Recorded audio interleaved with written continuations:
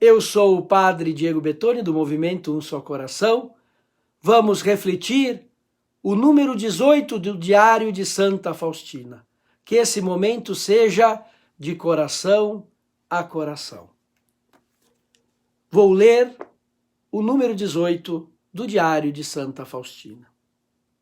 Mas, depois de 3 semanas, percebi que aqui havia pouco tempo para a oração, e muitas outras coisas falavam à minha alma, incentivando-me a ingressar numa ordem mais rigorosa.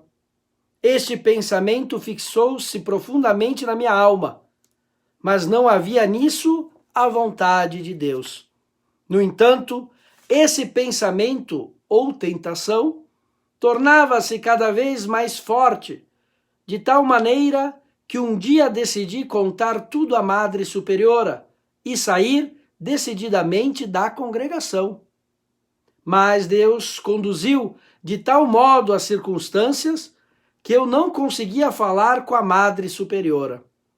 Entrei na pequena capela antes de ir descansar e pedi a Jesus que me iluminasse sobre esse assunto. Mas nada recebi na minha alma e apenas uma estranha inquietação, que eu não compreendia, tomava conta de mim. Mas, apesar de tudo, decidi que de manhã, logo após a Santa Missa, iria falar com a Madre Superiora e comunicar-lhe a decisão tomada. Santa Faustina, rogai por nós. Lembram no número 17, no encontro passado, que ela entra, por fim, depois de tanto tempo de espera, entra no convento e ela diz: o meu coração só era capaz de uma contínua oração de ação de graças. Estava com o coração preenchido. Mas as provações continuam. Não é que a pessoa entra no convento, no seminário, ou ela mesmo toma uma decisão, dizendo assim: eu vou seguir a Cristo. Não digo pela vocação, como consagrado, consagrada. Às vezes a gente toma decisões, vou fazer parte desse movimento, dessa paróquia, dessa equipe de evangelização, e no momento a gente se sente feliz. Mas o amor não são sentimentos, porque tem as provações. E então o que aconteceu?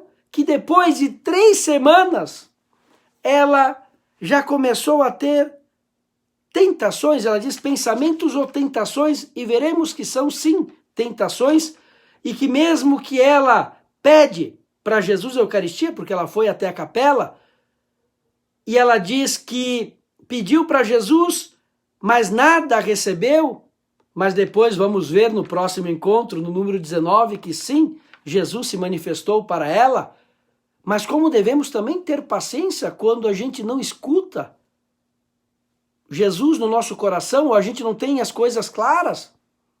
Devemos também ter paciência, às vezes Jesus nos conduz por esse caminho e queremos respostas fáceis, rezamos, mas que Jesus mostre o que eu tenho que fazer na minha vida. Calma, ele vai mostrar. Mas eu também tenho que ter paciência e também fortalecer o meu amor. Porque o meu amor não pode ser feito por sentimentos. Não é aquilo que, aqui eu me sinto bem. Amor não é sentir bem.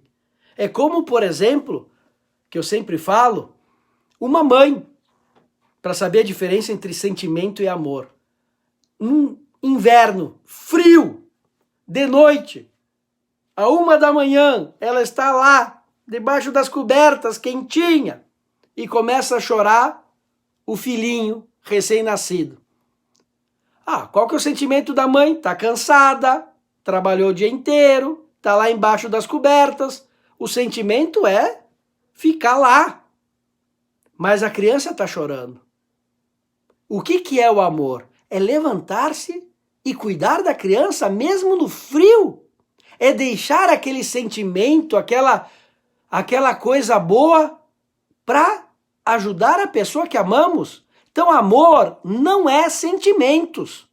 O sentimento bom pode até ajudar. Que bom, quando tem, tem. Quando não tem, o amor tem que passar por cima desses sentimentos. Então, depois de 3 semanas, ela sim teve uma dificuldade, eu vou comentar agora por quê. Então vou pegar o meu livrinho de anotações. Por que ela teve essa dificuldade? Muito bem, lembram que para entrar no convento, e agora nós vamos julgar o porquê, tinha que pagar um dote. De repente, para que as pessoas não entrassem para fugir de uma vida, diz assim, eu vou entrar no convento, entrar no seminário para fugir, porque a minha vida é muito ruim. Não, a gente não entra, a gente não recebe a vocação para fugir. A nossa vida é maravilhosa, só que a gente escolhe Deus que é mais maravilhoso que a nossa vida. Então a vocação não deve ser uma fuga. E também não tem aquela história, olha, meu filho não serve para nada, eu trouxe aqui para ser padre. Não, então isso aqui não serve para ser padre. Entendeu? Entenderam? A vocação é um chamado para um amor maior, para uma entrega maior. Então eles tinham esse dote que tinha que pagar, justamente para não entrar só para estudar essas coisas. Muito bem, não vamos julgar, mas era assim. E além do dote, dessa quantia de dinheiro, tinha que fazer um enxoval religioso. Pois bem, a superiora isentou ela do dote, que ela não tinha condições, mas ela teve que trabalhar, que também tem o esforço da pessoa. Também não adianta ganhar tudo de mãos beijadas, depois a gente não dá valor para as coisas. Então ela trabalhou entre um ano e 3 meses para conseguir dinheiro para comprar o seu enxoval. E depois voltou para o convento e aí foi aceita. Só que isso que acontecia, eu também não estou de acordo. Agora sim eu vou, não quero julgar, mas já julgando, certo? Mas também tem coisas que depois, com o passar do tempo, foram corrigindo. Tinha 2 coros, certo? Coro é como um grupo. Tinha 2 coros. O primeiro coro era as moças que já tinham instrução, que já tinham uma caminhada de ensino, certo? Entrava no primeiro coro. Já as pessoas que não tinham instrução, que era o caso da Santa Faustina, que era uma pessoa simples, não tinha terminado os estudos, entrava no segundo coro. Pois bem, o segundo coro eram os trabalhos como cozinha, limpeza da casa. E ela, por não ter instrução, ela entrou no segundo coro. Mas olha só como é Deus, né? O primeiro coro, perdão a brincadeira, mas agora não aguento, eu vou falar. O primeiro coro entravam as pessoas, então, de famílias mais abastadas, que já tinham estudado. E ela, de maneira simples, não tinha feito todo o percurso de instrução, entrou no segundo coro. Pois bem, Santa Faustina, essa pessoa simples do segundo coro, escreveu um livro, o Diário de Santa Faustina, que é conhecido no mundo inteiro, para ver como Deus chama o simples para confundir o soberbo. Então, para ver como são os caminhos de Deus, essa menina que entrou, essa jovem no segundo coro, depois escreveu um livro que é conhecido no mundo inteiro. Não sei se aquelas do primeiro coro da época dela escreveram um livro que é conhecido no mundo inteiro. Muito bem, isso aí só foi um momento, né? Um pouco de risada faz bem. Então, ela fazia parte do segundo coro, então ela começou a trabalhar na cozinha, ela fazia as limpezas e não tinha muito tempo de oração como as outras. Então ela pedia muitas vezes, durante o dia ela estava lá cozinhando e cortando batata, descascando batatas, e contam que ela pedia para a irmã, eu posso fazer uma visita a Jesus Eucaristia na capela? Não, agora não, continua trabalhando. Então ela tinha as orações da manhã, da noite, etc., mas ela queria uma vida muito mais de oração. E essa vontade é lícita, é bom que tenha. É bom que a gente tenha saudades de Deus, vontade de encontrar com Jesus Eucaristia. Mas depois a gente vai ver que fazer a vontade de Deus não significa aquilo que a gente pensa que é a vontade de Deus. E vamos ver no próximo encontro sobre isso. Muitas vezes a gente pensa que esse caminho é a vontade de Deus e não é. Muitas vezes uma pessoa casada, tanto o marido como a esposa, acha que tem que ficar o dia inteiro na igreja, que assim vai agradar a Deus. Calma, o teu sacramento é do matrimônio, você está cuidando do teu marido, você está cuidando da tua esposa, você está cuidando dos teus filhos. Reza menos e cuida mais deles e faça desse serviço uma oração. Então, cuidado, que a gente pensa que agradar a Deus é de uma maneira, mas devemos rezar para descobrir a vontade de Deus nas nossas vidas, que pode ser lá descascando batatas. E nós vamos ver isso no próximo encontro. Pois bem, mas mesmo descascando batatas, fazendo a vontade de Deus, aquela vontade, aquele desejo de rezar mais, é uma coisa boa. Isso é lícito. Mas a gente percebe como ela ficou em dúvida da sua vocação. Ela queria entrar, de repente, numa outra congregação que rezavam mais contemplativas. E aqui ela estava lá, trabalhando na cozinha, limpando o chão, também rezando, mas ela queria ficar mais tempo com Jesus.